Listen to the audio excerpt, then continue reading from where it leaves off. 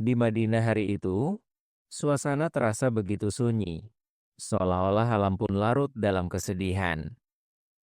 Kabar sakitnya Nabi Muhammad Shallallahu Alaihi Wasallam telah tersebar ke seluruh penjuru. Sayyidah Fatimah radhiyallahu anha berlari menuju rumah Rasulullah Shallallahu Alaihi Wasallam.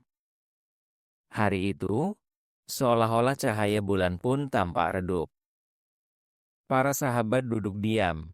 Mata sebagian dari mereka dipenuhi air mata, dan hati mereka terasa sangat berat. Tidak ada yang sanggup bicara, mereka hanya menangis dengan terisak dalam diam. Sementara itu, Nabi Muhammad Shallallahu Alaihi Wasallam sedang berada di rumah dalam kondisi sakit. Di dekat beliau ada Sayyidah Fatimah radhiyallahu anha dan Ummul Mukminin Aisyah radhiyallahu anha. Saat itu, Nabi yang mulia bersabda, "Wahai Aisyah, beritahu Abu Bakar." Namun sebelum Aisyah menyampaikan pesan itu, Abu Bakar sudah masuk ke dalam kamar. Maka Rasulullah Shallallahu Alaihi Wasallam bersabda, "Wahai Abu Bakar, aku akan meninggalkan satu amanah padamu. Jagalah para sahabatku." Saat percakapan itu berlangsung, suasana rumah tiba-tiba berubah. Sebuah cahaya yang luar biasa indah mulai menyelimuti rumah dan sekitarnya. Sayyidah Aisyah radhiyallahu anha melihat ke sekeliling dengan penuh keheranan. Di luar pintu rumah, berdiri seseorang yang sangat tampan dan bercahaya. Rasulullah Shallallahu Alaihi Wasallam bersabda, "Siapa yang berdiri di luar pintu itu?" "Wahai Fatimah, bukakan pintunya." Sayyidah Fatimah radhiyallahu anha menjawab, "Wahai Rasulullah, aku tidak mengenalnya. Dia adalah seseorang yang sangat tampan dan bercahaya." Rasulullah Shallallahu Alaihi Wasallam kemudian bersabda, "Bagaimana engkau bisa mengenalnya? Dia adalah makhluk yang sangat mulia dan tidak pernah kembali dengan tangan kosong dari manapun dia datang. Dia adalah malaikat Israel alaihi salam." Mendengar hal itu, air mata mulai mengalir deras dari mata Sayyidah Fatimah radhiyallahu anha. Kemudian malaikat Israel alaihi salam mengucapkan salam dan meminta izin masuk ke rumah. "Assalamualaikum wahai Rasulullah, wahai rahmat bagi seluruh alam, Allah Rabbul Alamin mengirimkan salam untukmu. Allah Ta'ala telah mengutusku kepadamu. Wahai Rasulullah, jika engkau mengizinkan, aku akan mencabut ruhmu. Namun jika tidak, aku akan kembali. Engkau boleh tinggal di dunia selama yang engkau kehendaki."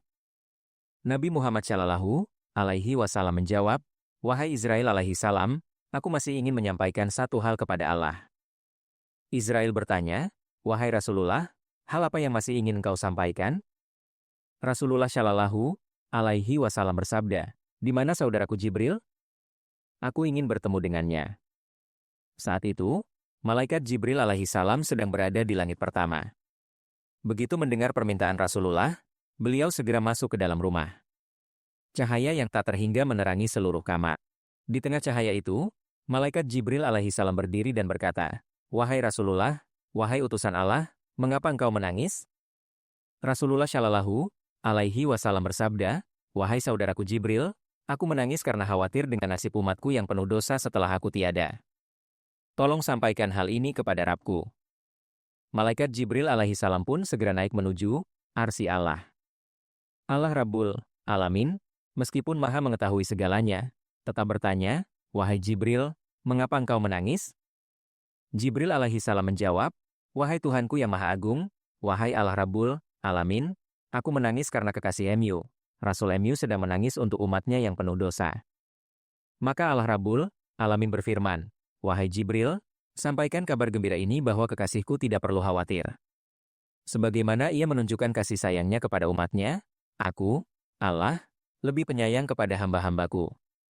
Pada hari kiamat nanti, hingga kekasihku ridha, ampunan akan terus diberikan kepada umatnya. Mereka akan masuk surga tanpa hisab." Mendengar kabar gembira itu, malaikat Jibril alaihi salam dengan cepat kembali ke rumah Rasulullah. Rasulullah Shallallahu Alaihi Wasallam bertanya, "Wahai saudaraku Jibril, apa yang Allah Rabbul Alamin firmankan? Dan mengapa engkau pun menangis?" Jibril alaihi salam menjawab, "Wahai Rasulullah, wahai utusan Allah, Allah sedang menanti kehadiranmu. Allah telah memberikan kabar gembira untukmu. Dan aku menangis karena mulai hari ini, aku tidak akan lagi bisa membawa wahyu kepada MU. Aku telah menyampaikan wahyu kepada banyak nabi, namun yang paling sering aku temui adalah engkau. Hatiku hari ini terasa sangat berat. Rasulullah menenangkan Jibril alaihi salam, lalu beliau memberikan izin kepada malaikat Israel alaihi salam. Maka malaikat Israel pertama kali meletakkan tangannya yang mulia di dada Rasulullah. Saat itu, Nabi Muhammad Shallallahu alaihi wasallam bersabda, "Wahai saudaraku Israel, berikanlah seluruh rasa sakit dari sakaratul maut kepadaku saja, jangan kepada umatku." Malaikat Israel menjawab, "Wahai Rasulullah, engkau tidak perlu khawatir. Siapa saja dari umatmu yang beriman sejati, ruh mereka akan dicabut dengan lembut, seperti seorang bayi yang tertidur di pelukan ibunya saat menyusu." Mendengar itu, Rasulullah pun merasa tenang. Perlahan-lahan, dengan penuh kemuliaan dan kelembutan, proses pencabutan ruh pun terjadi. Ruh yang suci dari Nabi Muhammad Shallallahu alaihi wasallam pun dibawa menuju arsy Allah. Sayyidah Fatimah radhiyallahu anha dan Ummul Mukminin Aisyah radhiyallahu anha terdiam, membisu, tak sanggup berkata-kata. Dunia seakan berhenti berputar, angin Madinah terhenti, bumi seolah membeku beberapa saat. Seluruh makhluk menangis. Kabar ini segera menyebar ke seluruh Madinah. Setiap hati kaum muslimin hancur, seakan retak menjadi serpihan. Mereka merasa bumi tergelincir dari bawah kaki mereka. Para pecinta Nabi, sahabat-sahabat setia yang mencintai beliau lebih dari jiwa mereka sendiri, tidak mampu menahan tangis. Sebagian dari mereka jatuh pingsan, sebagian menangis keras seperti anak kecil. Salah satu sahabat, Abdullah bin Ansh radhiyallahu anhu, wafat karena tak mampu menahan kesedihan. Di masjid, Bilal bin Rabah radhiyallahu anhu menangis terseduh-seduh dan berkata, "Bagaimana aku bisa mengumandangkan adzan? Lidahku tak mampu menyebut nama yang kini tak lagi bersama kami." Tak ada yang mampu menghiburnya. Ia pun berlari seperti orang kebingungan, bertanya kepada siapa saja yang ia temui, "Apakah engkau melihat Nabi tercintaku?" Namun tak seorang pun bisa menjawab, karena semua sedang dalam keadaan yang sama. Berita itu pun sampai ke telinga Umar bin Khattab radhiyallahu anhu. Sahabat yang cerdas, pemberani, dan bijak itu pun menangis terseduh-seduh. Ia menghunus pedangnya dan berseru, "Nabi kita tidak mungkin wafat. Siapapun yang mengatakan bahwa Nabi telah meninggal, akan aku penggal dengan pedangku. Beliau tidak meninggalkan kita, beliau masih bersama kita." Pada saat itu, Sayyidina Abu Bakar radhiyallahu anhu datang dan bersabda, "Wahai penduduk Madinah, ketahuilah, hanya Allah lah yang hidup kekal dan tidak akan pernah mati. Dia maha besar, maha tinggi. Semua nabi dan rasul yang diutus ke dunia ini telah merasakan kematian. Begitu pula dengan rasul kita, hari ini beliau telah merasakan sakaratul maut. Namun, beliau tetap hidup, dalam amal syalihnya yang suci, dan di dalam hati kita." Para sahabat pun menangis terisak-isak. Hari itu, suasana Madinah menjadi sangat berat dan penuh kesedihan. Tangisan terdengar di setiap sudut kota. Para wanita keluar dari rumah-rumah mereka, anak-anak ketakutan memeluk erat ibunya, dan para lelaki saling memandang dalam diam. Tak satu pun bisa memahami bagaimana kekosongan sebesar ini akan terisi. Hari itu bukan hanya manusia yang menangis, bumi menangis, langit menangis, semua makhluk menangis. Langit Madinah seolah menjadi hening. Kemudian Sayyidina Abu Bakar radhiyallahu anhu perlahan-lahan berjalan menuju rumah Rasulullah Muhammad Shallallahu alaihi wasallam. Ketika beliau masuk ke dalam rumah, terasa ketenangan luar biasa, seolah wangi surga memenuhi ruangan. Semua orang berdiri di sisi, menangis. Sayyidina Abu Bakar berkata, "Hari ini manusia paling penyayang di muka bumi telah berpulang. Bagaimana kita akan menjalani hidup hanya dengan kenangan tentang beliau?" Kemudian Sayyidina Abu Bakar membuka kain penutup wajah Rasulullah dan menciumnya sambil menangis, lalu berkata, "Wahai Rasulullah, ayah dan ibuku menjadi tebusan bagimu. Sebagaimana hidupmu suci, wafatmu pun begitu suci. Demi Allah, engkau tidak akan merasakan kematian dua kali. Dan kini, kebohongan tidak akan pernah menyentuhmu lagi." Setelah itu, Sayyidina Abu Bakar keluar dan menghadap umat. Beliau melihat Sayyidina Umar radhiyallahu anhu sedang dalam kesedihan yang sangat mendalam, gelisah, dan tidak bisa mengendalikan diri. Sayyidina Abu Bakar pun dengan lembut berkata, "Wahai Umar, tenangkan dirimu, bersabarlah. Ingatlah, setiap yang bernyawa pasti akan merasakan kematian." Lalu Sayyidah Fatimah radhiyallahu anha berkata, "Ayahanda tercinta, Muhammad Rasulullah, telah menyambut panggilan Allah dan telah meraih tempat mulia di Jannatul Firdaus. Tetapi siapa yang bisa memahami sakitnya kehilangan ini? Di sisi lain, Sayyidina Ali radhiyallahu anhu terdiam membeku karena duka yang mendalam. Begitulah, keluarga Rasulullah, para sahabat, dan kaum muhajirin, semuanya menjadi seakan kehilangan suara. Hanya Sayyidina Abu Bakar yang tetap tabah, menghibur dan menasihati semua orang dengan kesabaran dan keteguhan.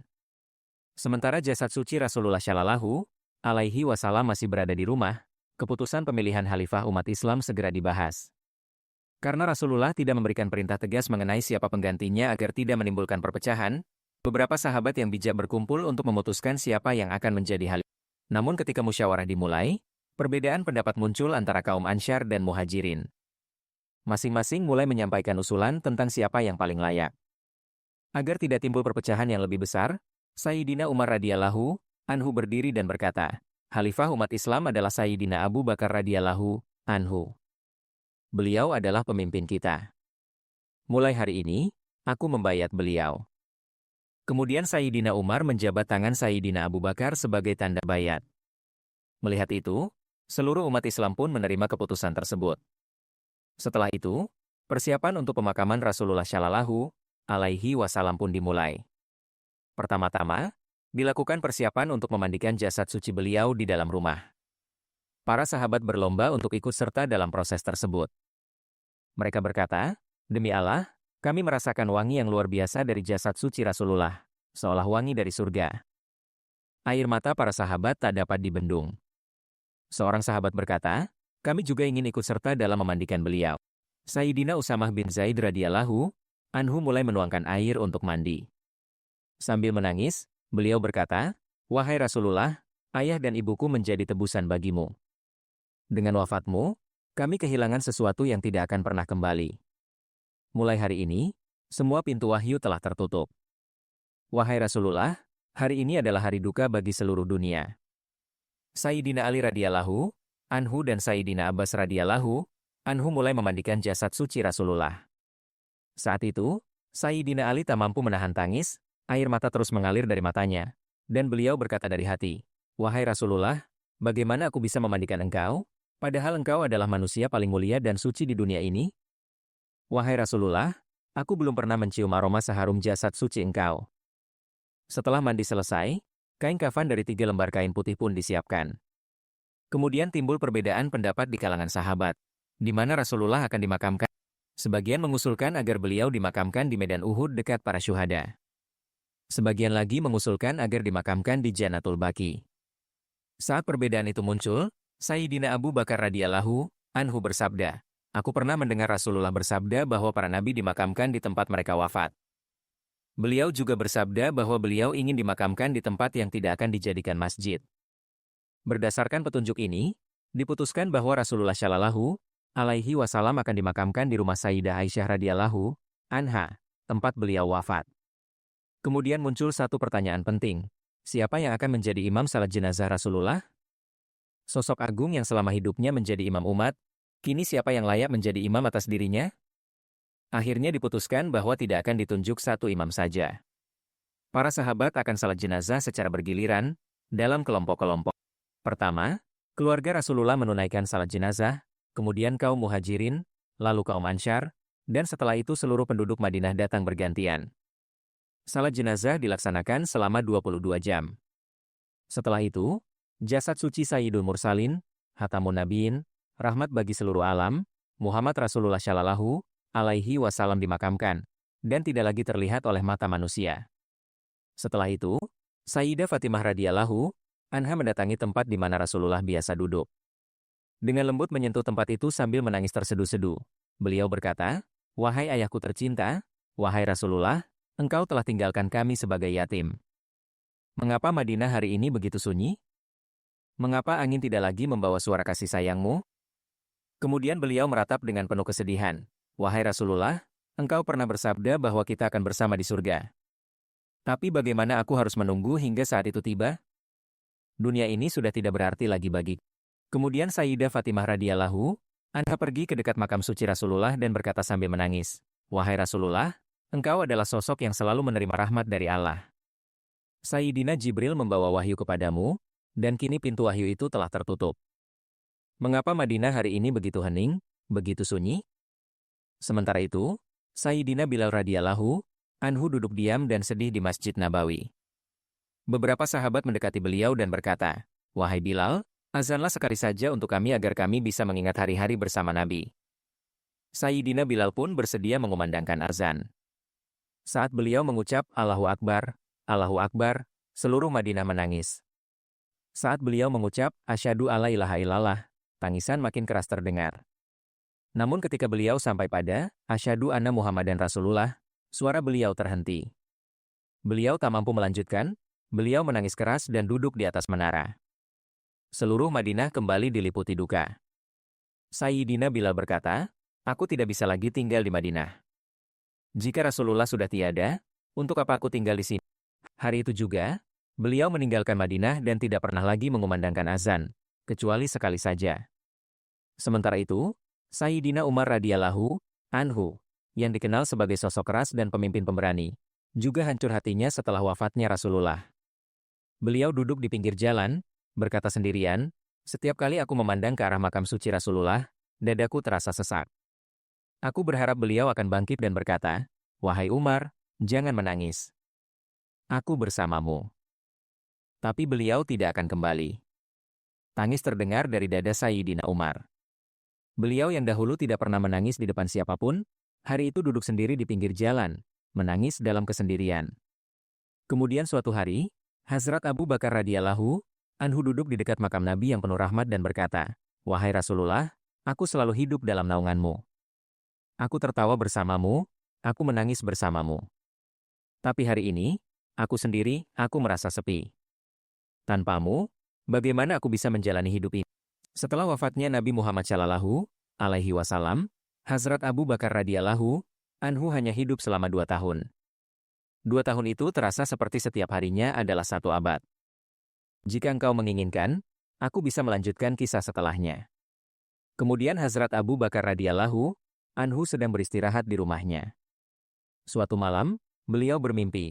Rasulullah Shallallahu alaihi wasallam berkata kepadanya, "Abu Bakar, aku sedang menunggumu." Setelah melihat mimpi itu, Hazrat Abu Bakar radhiyallahu anhu terbangun dari tidurnya, tersenyum dalam hati, lalu berkata, "Waktuku telah tiba." Beberapa hari pun berlalu, dan beliau mulai jatuh sakit secara perlahan. Saat ajalnya semakin dekat, beliau berkata kepada saudara-saudara sahabat tercintanya, "Kuburkan aku di samping Rasulullah Shallallahu alaihi wasallam. Aku ingin kembali kepada beliau." Maka ketika Hazrat Abu Bakar radhiyallahu anhu wafat, beliau dikuburkan di sisi Nabi Muhammad Shallallahu alaihi wasallam. Saat itu terasa seolah langit Madinah kembali menangis. Nabi Muhammad Shallallahu alaihi wasallam, Nabi yang menjadi rahmat bagi seluruh alam, Nabi yang penuh kasih sayang, Nabi yang penuh cinta, telah menanggung begitu banyak penderitaan demi kita, umatnya.